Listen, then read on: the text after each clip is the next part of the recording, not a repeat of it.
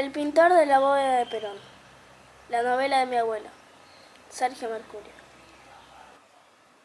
Tercera parte. Lo que otros contaron.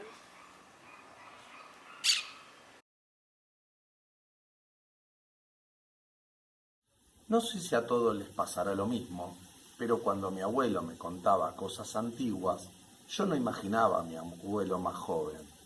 Siempre lo veía tal como era en el momento en que me lo contaba. Yo podía imaginar a todos los otros protagonistas de su historia, salvo a él mismo. Él mismo era como me lo contaba en ese momento. La historia del juez de paz de Chivilcoy la tengo en la memoria siempre fresca y responde un poco al imaginario de un pibe de 15 años.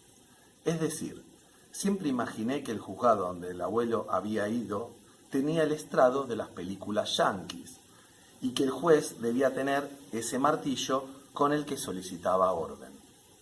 Imaginé que el juez estaba muy por encima de mi abuelo y del otro tipo, y que los miraba desde arriba mientras les hablaba y que detrás de ellos debía haber algún policía parado. Que muy por detrás estaba esa valla donde se sentaban los que iban a ver el juicio y que en un lateral se encontraba el jurado.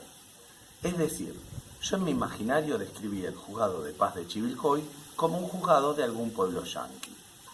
Si ahora trato de pensar mejor, en realidad se me ocurre que el juzgado de paz era en los años 30 una casa con una habitación y un tipo, a lo sumo de traje, detrás de un escritorio. Sea como fuere, mi abuelo entró ahí cuando tenía 16, 17 años. Entró él y entró su patrón. Basta solo ver la cara que hoy tienen los grandes señores feudales del campo argentino para advertir que si algo no cambió en la Argentina, fue el campo. Mi abuelo fue a reclamar al juzgado lo que le adeudaban en sus jornales. ¿De dónde había sacado fuerza el abuelo para enfrentarse al patrón? ¿Quién lo había provisto de esa envergadura? Claro que en el año 30 cualquier pibe de 15 años era un hombre. El abuelo trabajaba ya desde hacía mucho tiempo. Su madre lo mandaba a trabajar y lo que ganaba lo cobraba ella. Él pasaba la semana en el campo y tenía permiso para salir el sábado a la noche. Pasaba el domingo fuera, pero ya en la noche tenía que estar volviendo porque amanecía a las 4 de la mañana del lunes para su jornal. Empezó como la mayoría de los pibes, de boyero, de ayudante o armando la parva. Hizo todos los trabajos insalubres del campo y como todos, empezó quedándose callado, pero después no. Lo de enfrentar al patrón fue una de las tantas veces en las que no se quedó callado. Lo único que nunca había advertido hasta relatarlo aquí es que mi abuelo hizo todo esto siendo un niño. Era un niño campesino en una Argentina agraria, dominada por señores feudales acostumbrados a hacer y deshacer la vida de las personas. Mi abuelo siempre contó esto de una manera ilustrativa, donde el protagonista excluyente de la historia era el juez. No era él. Él no era condescendiente consigo mismo. Solo basta abrir los diarios para saber que en la Argentina los señores del campo siguen esclavizando a la gente de sus estancias. No sé si hay un juez igual al que mi abuelo recordaba. No sé si hay un niño igual haciéndole frente.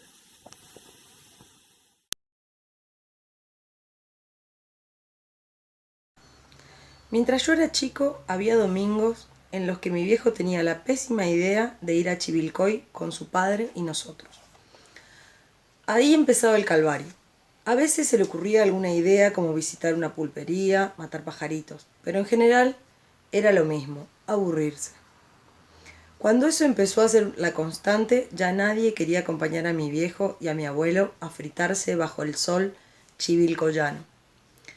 Mi viejo me contó hace poco lo que sucedió en una de esas salidas.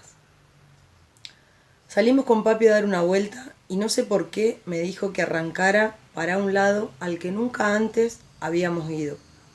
Era cerquita, unas cuadras nomás, pero en la época en la que tu abuelo era chico, eso eran las afueras de Chivilcoy. El abuelo se paró en una especie de arco de una estancia que estaba medio derruido y me dijo: ¿Sabés, Juanca? Acá vivíamos. Esta era la quinta, ¿Acá vivías? Sí, cuando era chiquito. Antes de irme de boyero vivía acá. Después viví más en la casa de mi abuela, pero acá yo fui chico. Dice mi padre que el abuelo miró adentro y después levantó la vista al cielo, en dirección contraria a la que hubiera sido su casa, y señaló de memoria. Fue un gesto tan absurdo que mi padre miró al cielo. Allá adentro, insistió mi abuelo, un día yo debía tener 5 años. Recuerdo que era 5 de enero. Atardecía. Me saqué las alpargatas y encaré para acá, justo para acá. La tranquera me parece que estaba en otro lado. Mamá me cruzó y me preguntó: ¿A dónde vas, Juan José? Entonces le contesté: voy a dejar los zapatos para los Reyes Magos. Y ahí nomás, sin siquiera mirarme o llamarme cerca de ella, me gritó: ¡Volvete! Yo la miré quietito como queriendo entender. En ese momento no pude imaginar lo que me seguiría diciendo. Volvete, Juan José, los Reyes Magos son los padres, y yo no tengo nada para comprarte. Así que no te saques las alpargatas que mañana les va a dar el rocío. Dice mi padre que mi abuelo miró en la dirección en que imaginariamente se encontraba su madre. Bajó la cabeza y se puso a llorar. Mi abuelo debía tener en ese entonces más de 60 años. Ya había aprendido que cuando quería llorar lo hacía. Sin titubeo lloraba por las cosas que lo ponían triste y por las que lo alegraban. Esa vez, mientras el abuelo comenzó a llorar, mi padre se culpa de no haberlo abrazado rápidamente. Apenas se le encendió la sangre, enarcó las cejas, el corazón le dio un vuelco y se llenó de odio y de desesperación. Mi padre no puede seguir contándome esto porque está visiblemente amargado. ¿Vos te imaginás lo que debe haber dolido a tu abuelo todo eso? Que era un hombre grande, se puso a llorar como un pibe. ¡Qué infancia de mierda! ¡Qué gente de mierda! A un chico lo contentás con cualquier cosa, una fruta, un caramelo, cualquier cosa. ¿Cómo le vas a decir eso a un chico? En esa época eran ignorantes. Y bueno, por eso tu abuelo era así con los chicos. Él había sufrido tanto de pibe que no podía soportar que un pibe sufriera. Porque en cada pibe que él veía sufrir se veía a sí mismo. Hace unos meses mi papá me llevó hasta el lugar. Era verano y hacía calor. Acá se crió tu abuelo. Acá vinimos hace muchos años atrás. Yo estaba solo con él cuando me contó que la madre le dijo que los Reyes Magos eran los padres y que no esperara nada. Se puso a llorar como un pibe. Tenía mi edad, más de 60 años, y todavía le dolía. ¿Vos sabés lo que fue para mí ver a mi viejo así? ¿Cómo le vas a decir eso a un niño? Yo me acordé entonces de mi abuelo en el galpón, lijando algo, con los lentes apoyados en la nariz y diciéndome sin mirarme: ¿mi infancia?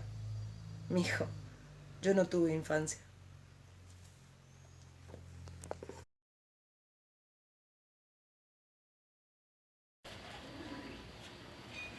Entre los 25 y 26 años, en el afán de cambiar el mundo, cada uno cambia su mundo. Corre el año 1942.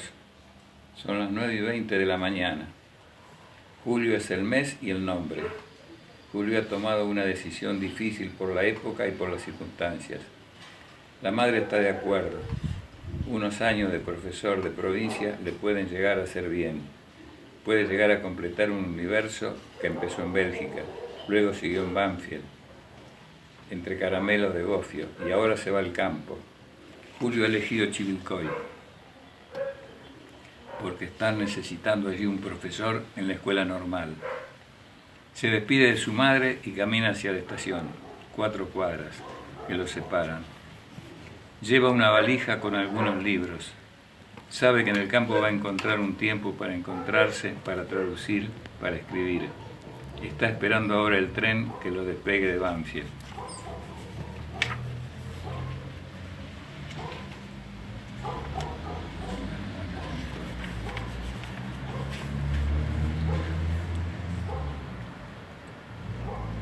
pero ha decidido tomar algo en el bar El Sol, por el que siempre pasó para ir a su escuela primaria. El comienzo de todos los nombres es Juan.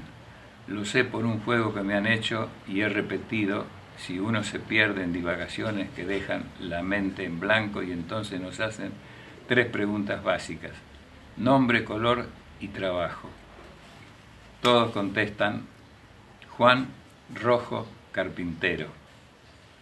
Juan ha decidido que se acabó el campo. Está parado en la plataforma, no tiene anteojos. Abajo, sentado en una valija, con un vestido de marinero, está su hijo. Su mujer tiene un extraño adorno en la cabeza, un sombrero que denuncia que está dejando para siempre el campo. En la estación de trenes está la familia, pero como en toda partida los que se van están solos, a pesar de los abrazos, de conversaciones, de encargos. El que se va está solo. Es el año 1942. 42. Juan ya ha intentado todo por esta región. Lo único que le falta es irse. Ha nacido aquí, se ha movido siempre en los alrededores, ya es un hombre y ahora lo que le resta es tener trabajo. No es tanto un problema de ciudad y campo, es un problema de trabajo. Él no lo sabe, pero en realidad también está escrito en las estrellas que tiene cosas que cumplir lejos de allí. Lo que hará está escrito en el cielo, y él sabe del cielo. Ha dormido al aire libre, conoce las dimensiones reales del cielo, pero apenas sí puede leer lluvia, tormenta o claridades. Puede estar escrito todo el destino de cada hombre, pero el tema es encontrar el rinconcito donde lo dice. Él ya sabe quién es, ya se ha encontrado, pero ha llegado el momento de desarrollarse. Este hombre que ha habitado el campo ha hecho ya su envergadura. Ahora el campo lo habita. Deja Chivilcoy. Ha elegido Banfield. No quiere decir nada para él ese nombre, pero allí tendrá un cuarto de alquiler para empezar. Casi una casa. Para no perder referencias, sabe que el cuarto da a un campo. Banfield parece ser el lugar donde el campo termina. Su nueva casa estará a 2 cuadras de la estancia de Rosas. No es entonces un cambio radical. Es una posibilidad de trabajo, de mejora. Tiene un hijo de 2 años. Él tiene unos 26 y 3 por delante.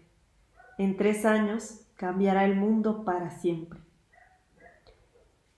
Juan lo tiene decidido.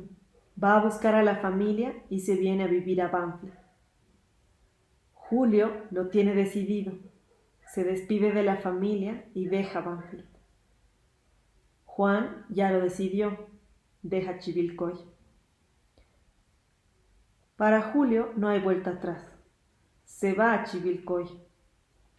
Juan va a entrar por primera vez a El Sol y pedir un café. Julio entra como siempre al Sol y pide un café con leche.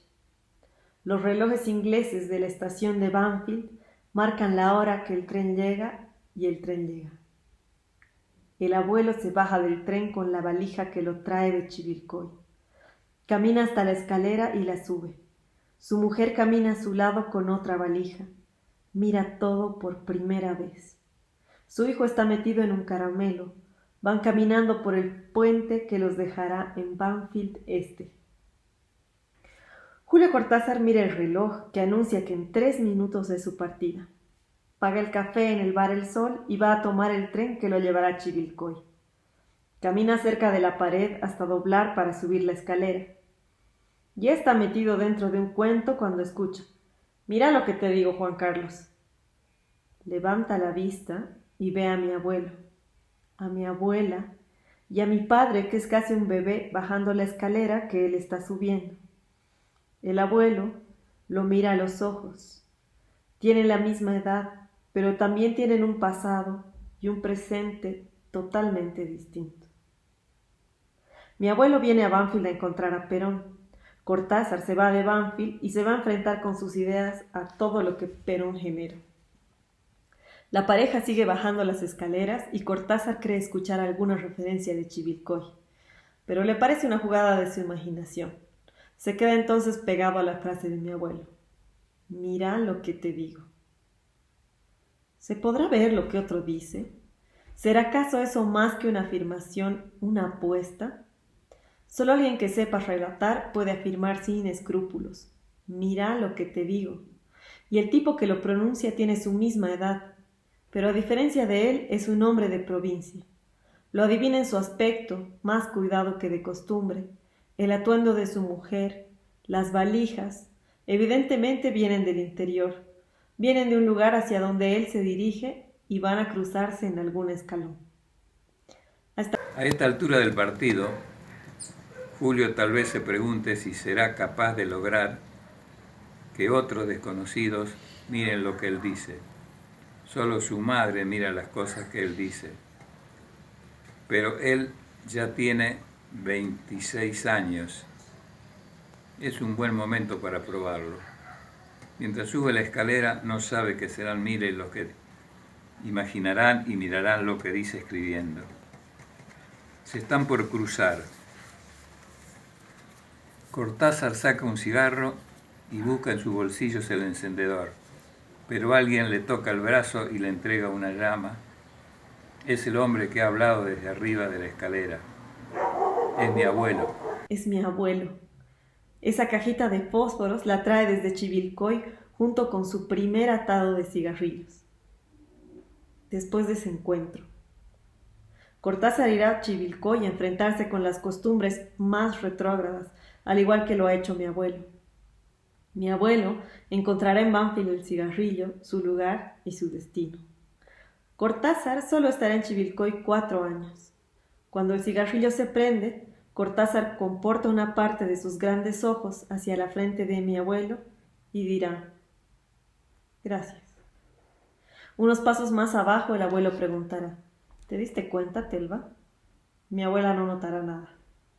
Hasta el momento en que abra la puerta de esa pequeña pensión que será su casa por los siguientes 20 años, mi abuelo seguirá pensando: Ese acento, esa R tan rara, esa manera en la que sonó el gracias, ese tipo, estoy seguro, no era de acá, viene de lejos.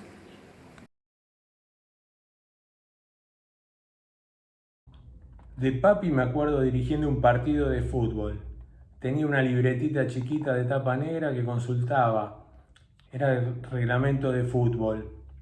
En esa época, cuando yo era muy pibe, tenía máximo unos 6 años, o sea que estábamos hablando del 46.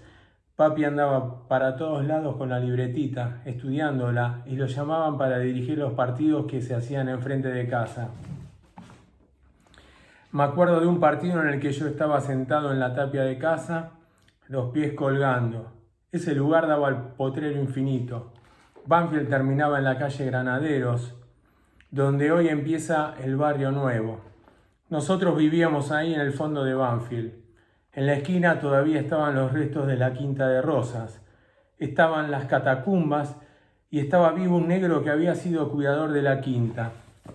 Nosotros jugábamos en los calabozos de Rosas, donde Banfield terminaba.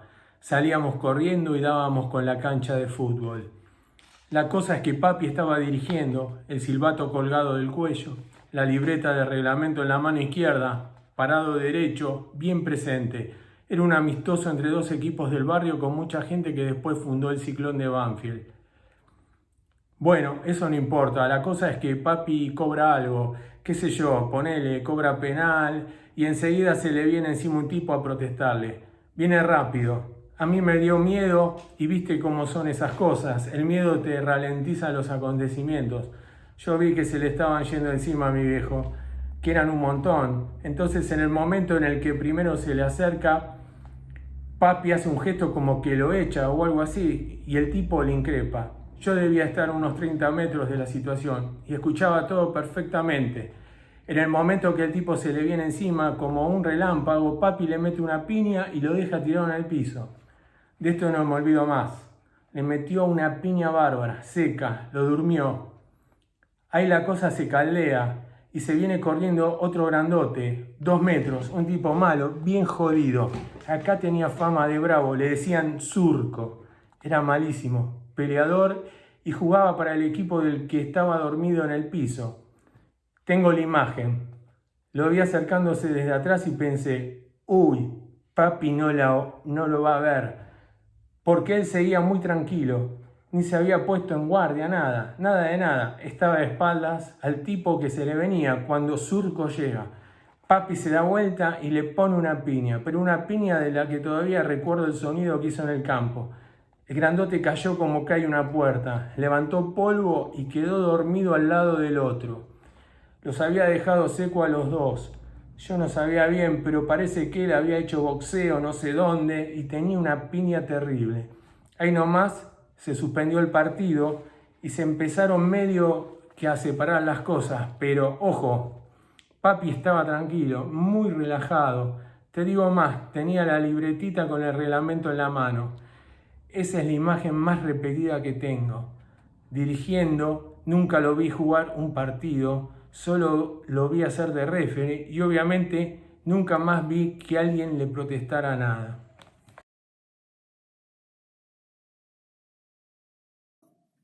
Hay que pintar la platea, llámenlo a Mercurio. En el año 50, el club Banfield tenía un equipo de fútbol que despertó simpatías inusitadas y que lo llevaría a perfilarse como una especie de David del fútbol de aquel entonces. El equipo de Banfield podía llegar a romper las profecías y dar una sorpresa entre los equipos grandes. Entre todas esas cosas, en el enero del 50 decidieron pintar la platea. Mercurio se vistió de blanco y llamó a su hijo menor. Alcides, mijo, tengo que pintar la platea de la cancha de Banfield. ¿Me acompañás? Al lado hay una pileta. Bueno, voy. Alcides llegó al cuarto y se puso unas bermudas que le apretaban y hacían que el cierre se le abriera solo, dejando en situación crítica al botón. Su hermano Juan Carlos lo miró vestirse. Ese botón, el día que se suelte, va a matar a alguien. Cállate, Gil. Es un botón asesino. Salieron de Maipú al 1000, el empedrado ardía, tomaron la calle Granaderos rumbo a la cancha. Era verano, mi tío Alcides escuchó un grito. ¡Mataraña! Y en la otra cuadra de nuevo. ¡Mataraña! Miró a su padre reírse y le preguntó. ¿De qué te reís, papi? El abuelo le puso la mano en el pelo a mi tío y le explicó. Mataraña le dicen a los pintores porque estamos subidos a escaleras para llegar a rincones de la pared como si estuviéramos matando arañas. Cuando nos ven de blanco, en las escaleras subidos, nos gritan así, chicos y no tan chicos, y se van corriendo. Es una forma de reírse de nosotros. Ahora me ven en la calle y me identifican. Es un chiste. ¿Mata araña? Sí, pero todo junto. Mataraña. El que gritó en la otra cuadra Mataraña vio al abuelo girarse sonriendo y saludarlo. Después entraron en la cancha de Banfield. Alcides, vos agarrá la lija y empezá a lijar las sillas de arriba. Hay un solazo bárbaro, papi. Después, ¿puedo ir a ver la pileta? Claro, mi hijo, claro. Mi tío lijó 4 sillas. Lo vio a su padre silbando por lo bajo mientras acomodaba tachos y se fue a la pileta. 3 horas más tarde, al mediodía el abuelo lo llamó y juntos abrieron un papel blanco y sacaron un sándwich que estaba mal cortado al medio. Su padre tenía ya las manos con pintura. Dice mi tío que cada vez que hace un sándwich espera conseguir el sabor de ese día. Comieron en silencio. Cuando terminaron el almuerzo, mi tío lo miró de reojo. Su padre estaba doblando el papel en 4. Entonces se paró y caminó en busca del tacho de pintura. Mi tío lo acompañó y se le paró al lado. Entonces mi abuelo le dijo, Alcides, mi hijo, ayúdame a llevar el tacho hasta aquel lugar. Mi tío lo ayudó mientras en silencio observaba que ya había empezado a pintar algunas sillas debido a que todas estaban lijadas. Miró de reojo las 4 sillas que él le habían tocado y se dio cuenta de que había sido demasiado poco lo que había ayudado y pensó que sería lógico que su padre le recriminara. Si él hubiera ayudado a pesar de sus 9 años, todo se habría hecho más rápido. Entonces lo sorprendió la pregunta de su padre. ¿Está fresca el agua de la pileta? Mi tío no sabe qué respondió porque no se acuerda de los modismos de la época, pero sabe que lo dijo neutro, como informando. Entonces el abuelo volvió a silbar, agarró el pincel y le dijo, andá, mi hijo, andá, aprovechá. En ese momento, mi tío está por llorar. Sé afirmativamente que en aquel momento de los años 50, en cambio, mi abuelo no solo reía, sino que era feliz. Feliz como los días siguientes en los que él pintaría la cancha de Banfield mientras su hijo se bañaba en la pileta. Mi tío salió corriendo y antes de doblar por la platea rumbo a la pileta, escuchó el grito. Mi abuelo estaba subido a una escalera y alguien desde el campo le gritaba. ¿Qué haces, Mataraña? Dice mi tío que su padre reía.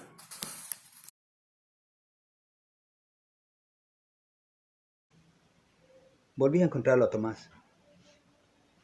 el viejo de casi 90 años, que me sorprendió diciéndome que mi abuelo era como su hermano. Ahí estaba, jugando a las cartas en la parte reservada del Club Jazz. Le hice una seña y se asomó por encima de sus anteojos. Levantó la mano con los dedos entumecidos, movió la dentadura y se sonrió. Al rato empezó la caminata hacia mí. Sí, ya sé. ¿Querés que te cuente de tu papá? Bueno, sentate. Durante todo el monólogo iba a confundir el parentesco con mi abuelo. Diría tu papá o tu abuelo en forma indistinta. A veces se iba a corregir, otras iba a avanzar sin titubeos. ¿Qué querés exactamente? ¿Qué querés saber exactamente? Quiero que me cuente de mi abuelo. El otro día me dijo que había vivido el 17 de octubre con él, que había militado, que era como su hermano. Quiero la historia con más detalles. Yo no sé qué hizo mi abuelo en su primera época en Banfield. Sé que llegó acá en el año 42 viniendo de Chivilcoy, que llegó aquí en el mismo momento en que Julio Cortázar hacía la ruta inversa. Me gustaría saber cosas concretas de esa época. Bueno, mira, yo a tu papá lo conocí en el 47. En esa época él vino a la unidad básica. Imagínate que acá, esto era un pueblo. El intendente venía en volanta hasta la esquina Petinati. El viejo Petinati tenía un bar esquinero y todo bajo control. Nadie se pasaba, y eso que acá había personajes muy turbios, oscuros. Esto era el suburbio del suburbio. En esa época Banfield era un lugar de trabajadores. A 2 cuadras de acá estaba la unidad básica Juan Bautista Alberdi. Yo lo debo haber visto entrar a tu abuelo ahí en el año 47, y yo ya lo tenía visto en el 45. De lo que hablamos fue del tren de las 6:20. El tipo hizo una pausa larga y continuó. Para un poco. Esto está muy mal contado. Tengo que descansar un minuto. Espérame. Tomás se inclinó sobre la mesa, se puso una mano en la cara, como tapándose, y se quedó unos instantes así. Eso me permitió verle la camisa azul a cuadros, un tipo de camisa muy parecida a la que siempre había usado mi abuelo. No sé cuántos segundos pasó de esa manera, pero a mí me permitió registrar el entorno. Mesas de fórnica roja, paredes verdes, 2 personas detrás del mostrador, un tipo tomando licor mariposa. En la televisión, Racing 0, San Lorenzo 1. Mi grabador andando, una luz haciendo falso contacto. Cuando miré para el lado de la canchita de fútbol, él levantó la cabeza, trajo la dentadura a su lugar, cerró los ojos y dijo: yo te voy a contar la verdad. Desde la plataforma 4, estación Banfield de Ferrocarril Sur, hace clic el reloj electrónico señalando las 6:19 y asoma por la curva que produce en la calle Gallo una locomotora 3500. Fabricación nacional, de frente brilloso, farol delantero encendido, 6 ruedas motrices que ahuma el amanecer a su lado primaveral. La caja de humo gris resplandece junto al andén. Los longines de 3 tapas siguen sosteniendo las 6:19 y no hay tutía, no hay acaso. 6:20 descansa en plataforma 4 y antes de que el segundero de los longines titubee, pita al silencio en punta de plataforma 4 la 3500. Pita corto y parte a Constitución. Tren carreta, 16 minutos parando en todas. El tercer vagón, segunda clase de la formación, tenía dueño. Había trabajadores subidos en Temperley o incluso más allá. En Longchamps habían subido 2 pasajeros. Uno venía de San Vicente y tomaban su asiento ganado a fuerza de costumbre, obreros que llegaban temprano a las fábricas de Avellaneda, conocidos por el tren. El vagón era una pequeña comuna. Las personas se saludaban y lentamente se sentaban. Cada 4 asientos había informalidad y confianza, y el vagón todo era, más que un lugar de pasaje, un lugar de estancia. A las 6:20 del 17 de octubre de 1945, el tercer vagón iba a encender parte de la llama que completaría una de las jornadas históricas de la Argentina. Por el andén caminó un hombre de blanco y subió a ese tren por el final del segundo vagón. Tomás subió por la parte trasera del tercero. Al pisar el vagón, el hombre de blanco saludó viniendo hacia atrás y se quedó parado hablando con un hombre joven que estaba junto a la ventanilla. Tomás se sentó sobre el final del vagón y lo observó. Le llamó la atención que el hombre no se sentara cuando podría haberlo hecho en el asiento en diagonal a su interlocutor. No era un marinero. El verbo del hombre de blanco se encendió a medida que la formación dejaba plataforma 4. Al cabo de 3 minutos, el vagón se había levantado. El hombre de blanco empezó diciendo: la verdad que somos desagradecidos nosotros. Después no hay manera de recuperar qué dijo. Tal vez porque dijo lo que todos estaban diciendo desde hacía rato. No es oportuno tratar de dilucidar si dijo basta o vamos, pero produjo una conjunción de ambas palabras. Y el asunto era obvio. El coronel Juan Domingo Perón había sido secuestrado y llevado a Martín García. El hombre que defendía a los trabajadores había sido acallado. Esa hora era definitiva. Después de años, el tren no iba a poder salir de la estación Remedios de Escalada a horario. El hombre de blanco habló sereno y severo a la vez. Yo fui el primero que gritó: ¡es la hora! ¡A Buenos Aires a que vuelva! ¡Que lo suelten!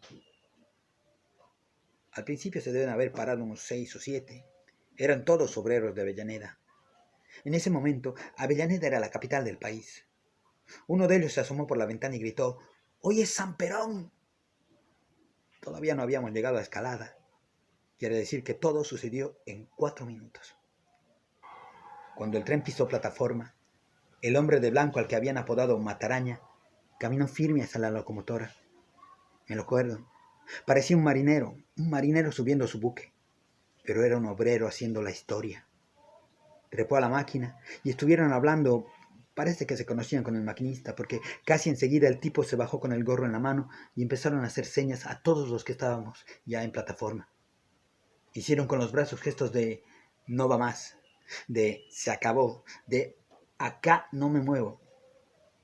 Después de eso, cruzaron durmientes en la vía y ahí se acabó lo igual de la historia. El tren de 6:20 se había retrasado. Tu abuelo y yo detuvimos el tren de las 6:20. Él arengó a los del tercer vagón porque los conocía a todos, porque todos le creían, porque sabía hablar bien. Estás en lo cierto, Mataraña, le dijo el amigo que estaba en la ventanilla. Tu papá se rió cuando le dijo Mataraña. Cuando él se rió, nos reímos todos. A otro pintor le hubiera resultado agresivo. A tu abuelo le importaban un pito las cosas que importan un pito. Tu papá era un tipo derecho. Era un tipo de antes. Tipos así no hay más. En la política no hay más. Y en la calle tampoco. No hay más. Pero en esa época había. Los que caminamos para Lanús, después para Lomas con banderas argentinas y de ahí para Avellaneda, éramos tipos de otra época. Yo puse el primer durmiente y de ahí, mirándonos con tu abuelo, nos entendimos y enfilamos para los talleres de Escalada y terminamos sacando a todos los trabajadores. ¿De qué organización me estás hablando? Eso fue un movimiento espontáneo. Lo empezó tu abuelo y lo empecé yo. Lo empezamos los dos, que es lo mismo que decir que lo empezamos todos, porque en esa época no se era tan individualista. En esa época la palabra uno era sinónimo de todos, de muchos. Te puedo decir entonces que el 17 de octubre lo empezó uno. Y no te miento, uno era tu abuelo, uno era yo, uno era el tercer vagón del tren de las 6:20, unos éramos todos. ¿Sabes cómo caminamos ese día? ¡Qué lo parió! Yo a tu abuelo lo dejé de ver cuando llegamos a Avellaneda, y estaban todos los puentes levantados. Lo vi cerca de los muchachos que se treparon para destrabar el puente. Se subieron unos tipos que entendían, y después con la gente los bajamos. Nos subimos y el peso de la gente los bajó. Arrancamos para Buenos Aires y ahí lo perdí, en la locura de ese día. Ojo, que en ese momento todavía no era mucha gente, pero nosotros escuchamos que se venían también de La Plata. Lo perdí entre todos, lo perdí entre los negros que fuimos a la capital, los negros peronistas de mierda, derechos como tu abuelo y yo. Primero tuvimos que comernos al gorila ese de Farrell. Ese mono nos hizo recorrer todo Buenos Aires al pedo. Hospital Militar, Ministerio de Guerra y al final a la Casa de Gobierno. Perón solo llegó a las 11 de la noche. No lo querían traer de Martín García. Cuando llegó, había 1 millón de personas. Habló Perón y se cayó Buenos Aires. Después nos quedamos. ¿Sabes cómo teníamos los pies hinchados? ¿Sabes cómo habíamos caminado? Habíamos ido 40 veces a todos lados. Estábamos ampollados. Por eso pusimos los pies en la fuente. ¿Sabes lo que más me impactó de ese día? La gente. Tu viejo. Tu abuelo. Era muy amigo de todos. Un tipo de bien. Antes era otra cosa. Tu papá era de los que servía. Además era peronista, de cuando Perón no lo conocía nadie. Derecho, era un tipo para confiar. Yo a tu papá le confiaba lo que sea. Apagué el grabador y para ocupar el silencio pregunté: ¿te acordás de alguna otra cosa, Tomás? Tu abuelo era un tipo derecho. Sí, me acuerdo de todo me acuerdo, pero ahora no me acuerdo más. El tren fue el de las 6:20. Ni 1 minuto de atraso.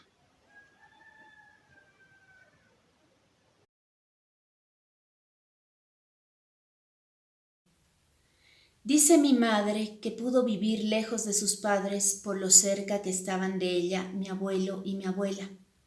Dice también que hay algunas cosas que aprendió con mi abuelo, que a los hijos no hay que defenderlos por ser nuestros, sino por ser niños.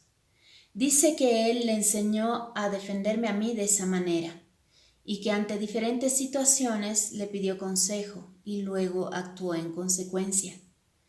Dice también que se enteró, después de mucho tiempo, porque hubo gente que lo vio hacerlo, de que cuando su primera hija, es decir, mi hermanita Silvia, murió a los 9 meses después de tanto sufrimiento, a mi abuelo lo encontraron en Banfield, llorando apoyado en paredes, siempre lejos de su casa, de su ruta, de sus conocidos, llorando desconsoladamente, y que los conocidos, que eran infinitos, no se atrevían ni a hablarle ni a tocarlo. Dice que era desconsolador verlo, ya adulto, apoyado en paredes y en árboles, que parecía que la tristeza no se le iba a acabar nunca, que su dolor era tan profundo, su llanto era tan desgarrador, tan hondo, tan profundo que parecía que lloraba desde el centro de la tierra, que caminaba solo, como perdido, y que su llanto era un silencio aterrador para el resto. Dice eso mi madre y se queda en silencio, y llora también con el recuerdo.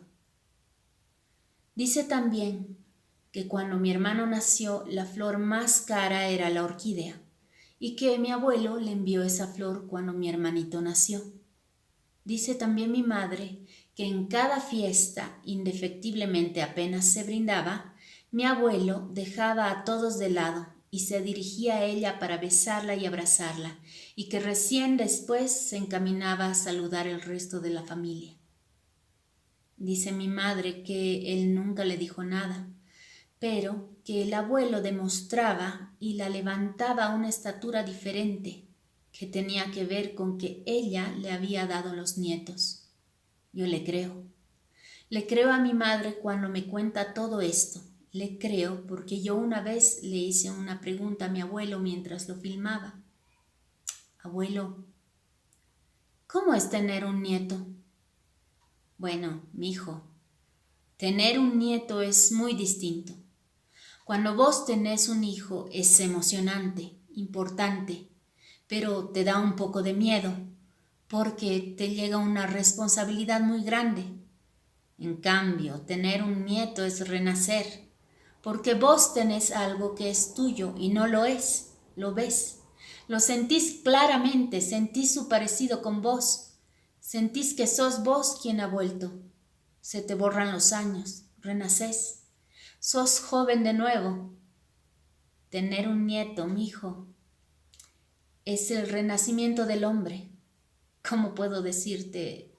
Tener un nieto es la victoria.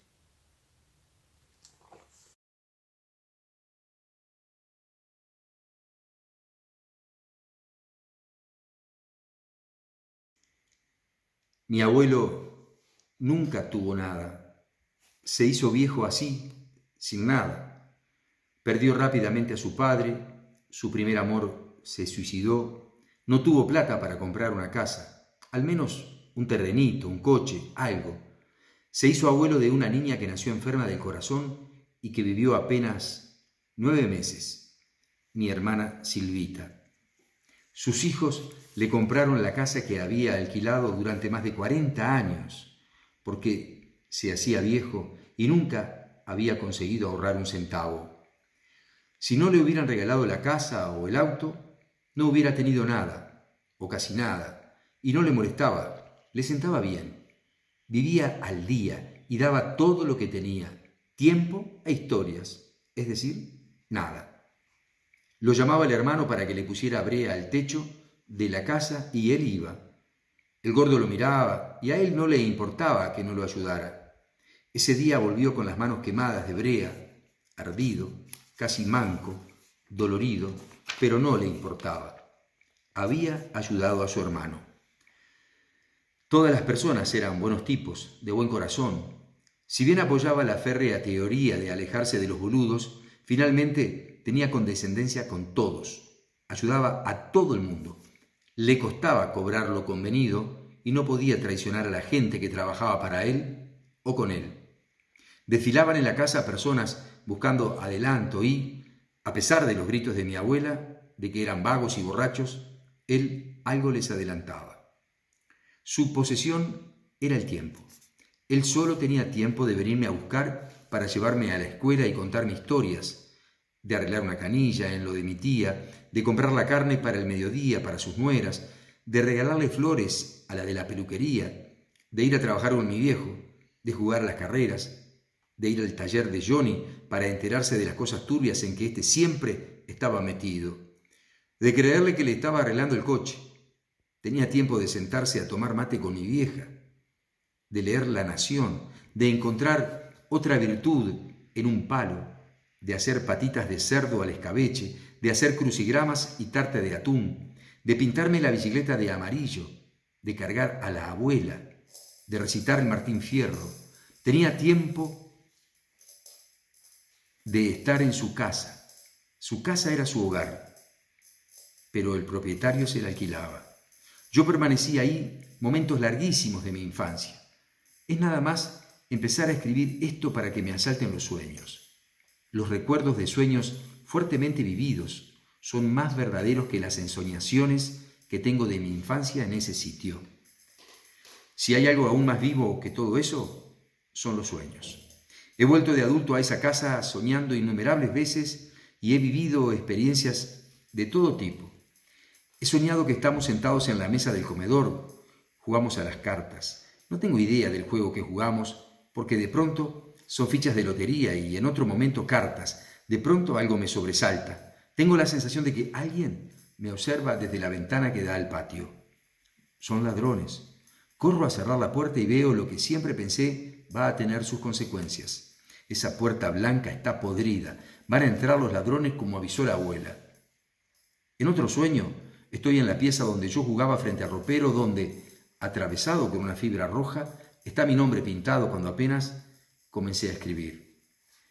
Ese ropero fue el ropero de mi padre, garabateado por la letra roja de un niño que se llama Sergio, es decir, yo. El mejor sueño es el que me lleva hasta la puerta de su casa.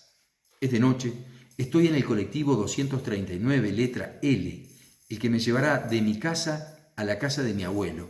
Veo que dobla en las 5 esquinas y toma Maipú. Entonces tengo que contar 2 cuadras y me voy a bajar en la pizzería. Cuando lo hago es de noche. Las cortinas de la pizzería están bajas. El buzón rojo de la esquina está brillante. Tarde. Es muy tarde. Tengo 6 años. Yo camino en la oscuridad. No hay personas en la calle Capdevila. Voy por la vereda que me han recomendado, la de este lado que es más segura, me han dicho. Puedo recordar el brillo del empedrado en la noche. Tengo cierta preocupación en el caminar. Conozco a la perfección cada casa que voy pasando y cuando me acerco a la casa donde vive gente rara, cruzo la calle y voy por la vereda de enfrente. En la esquina está el potrero. Me faltan 3 casas. Llegué. Capdevila, 66. Ahí está la Casa Blanca. Está el enano del jardín arriba del hall, custodiando una planta. Adentro está la luz prendida y el sonido de la televisión. Tengo una información confusa con respecto al destino de mis abuelos. Algo me dice que habían muerto, pero me estoy acercando a la puerta y tengo la sensación de que tal vez esa información sea falsa. Una esperanza me aborda. Pasa alguien por la calle y yo lo observo. Veo a través de la ventana que la televisión está funcionando. Estoy por golpear la puerta y escucho a ambos. Tengo la edad que tengo hoy en día, más de 40 años. Me acerco y toco la puerta blanca. La ventanita de la puerta se abre y veo una parte del anteojo y la nariz del abuelo. Después se agacha y me abre. Estoy atragantándome y comienzo a llorar. Está vivo. Es él. Yo estaba seguro de que había muerto, pero no es así. Me abrazo a él, lo hago fuerte. Estoy con mi cabeza a un lado de su cuello. Está vivo. Algo me dice que debo apurarme. No llego a darme cuenta de que estoy en un sueño, pero sé que mi tiempo es corto. Debo contarle rápidamente todo lo que he hecho estos últimos 20 años. Lo voy haciendo mientras él me escucha y hace sus cosas. Él parece no tener prisa, mientras me devuelve su mirada, su sonrisa, sus palabras. La abuela hace cosas y yo también me abrazo a ella. Este es mi mejor sueño. El día que lo tuve y abrí los ojos en este mundo, estaba absorto. Me quedé con los ojos abiertos en este mundo y con mi cuerpo viviendo en el sueño. Nadie me podrá convencer de que no he vivido eso. Nunca en sueños he vuelto a la guerra. El de la guerra es el único recuerdo vívido que tengo. Estoy tirado en el piso con los ojos bien cerca de los soldaditos. En el piso de esa habitación yo he hecho durante interminables tardes la guerra. He comandado batallones, armado regimientos. Si pienso en mi vida, creo que solo me he dedicado a la lucha con tanta frialdad y valentía en la casa de la abuela. Recuerdo salvar el que llevaba la bandera, acomodar el cañón, primerear los caballos, pero todo es muy difuso. Me parece mentira que sea el mismo cerebro el que escribe esto y el que vivió aquello. En esas guerras estimo haber tenido un general victorioso. Hoy sé que el general que yo tenía era ese que llegaba a las tardes vestido de blanco, el que siempre silbaba y abría papeles de diario para desenfundar pinceles. El general que yo tenía era el mataraña, aquel que se agachaba a mi mundo y me cuidaba, que me llevaba en colectivo hasta Banfield, parado, agarrado al asiento del colectivero. Esos asientos de cable de plástico verde. Mientras él hablaba con ellos, los conocía a todos. No sé cómo hacía, cómo tenía tiempo, pero los conocía a todos. «Hola, Mercurio», saludaba el colectivero. «Este es mi nieto», decía mi abuelo, y se ponía a hablar con el tipo. Yo me agarraba al asiento y miraba. En Banfield cruzábamos y él abría la puerta de El Movimiento Continuo y me lucía como triunfo ante 6 peluqueros. «Hoy cortale vos, Morán», pedía. La peluquería era como un club. «Qué lindo pelo tiene este pibe», decía Morán. Mi abuelo le daba charla, pagaba feliz y me traía de vuelta. Dice mi padre que el día que yo nací, el abuelo miró a mi viejo y le dijo: «No fumo más». Yo fui su primer nieto. Mi hermana, su primera nieta, murió antes de cumplir 1 año. Siempre débil, siempre enfermita, un soplo en el corazón le sopló la vida, rapidísimo. Las pocas veces que comentó algo de Silvita, no pudo parar de llorar. Recuerdo estar en la pieza que ya no compartía con la abuela y verlo quebrarse hablando de mi hermana. Me enteré hace poco del asunto este del cigarrillo. Tengo la sensación de haberlo visto prender un 4370, pero todos dicen que es parte de los recuerdos, que uno se inventa. Todos a mi alrededor dicen que fabulo. En todo caso, yo lo oí toser hasta el final. Dejó el cigarrillo demasiado tarde. En la clínica donde pasó sus últimos momentos, se seguía ahogando por culpa de los malditos cigarrillos que había fumado. Ahí le apretó la mano a mi primo por última vez. Empezó a fumar llegando a Banfield y lo mantuvo hasta ser abuelo. Una de las historias que siempre contaba era la del parvero. Cuando me la contó la primera vez, todas las palabras para mí representaban un universo que yo desconocía. Entonces lo tenía que interrumpir todo el tiempo. A él no le molestaba. Disfrutaba explicando. Lo que más le gustaba era explicar, explayarse. Abuelo, ¿cómo llego a Pompeya? Tomate el 165 del otro lado, vas a llegar más rápido. Abuelo, necesito un tarrajador. Vení a buscarlo. Abuelo, ¿dónde está la fábrica de las bicicletas Nursery? Anotá que te explico. Cuando vayas, preguntá por Anselmo. Decile que vas de mi parte. Abuelo, ¿quién fue Calígula? Ese tipo tenía una historia apoteótica. Tenés que venir que te la cuento. Abuelo, se me rompió la bici. Traela que la arreglo. Abuelo, ¿me podés llevar a Bransen? Sí. Abuelo, tengo una amiga que quiere que le expliques historia argentina contada por alguna persona común. Traela. Abuelo, ¿qué estás haciendo? Vení, mijo, vení.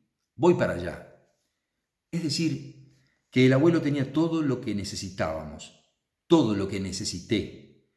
En el patio de esa casa, antes de llegar al nogal, lo único perceptible en ese galpón lleno de cosas insólitas era la foto exacta de Perón a caballo. Yo simpaticé con Perón para hacerle la contra a mi padre y para aliarme a mi abuelo. Mi abuelo murió cuando yo tenía algo más que 20 años. De eso ya han pasado también casi 20 años. Ahora estoy caminando por la calle Maipú de Banfield para encontrar otro hombre que no conozco, que me ha citado, porque tiene un buen recuerdo de él y va a revelarme algo que nunca ha revelado a nadie, algo que es secreto, la historia de mi abuelo y la bóveda de Perón. Estoy por entrar al bar, es un día de sol hermoso, es un día peronista. Además, un panadero se instala en el aire, lo tomo, le pido un deseo simple y lo soplo. Dentro de poco sabré algo que me permitirá completar la historia de ese hombre.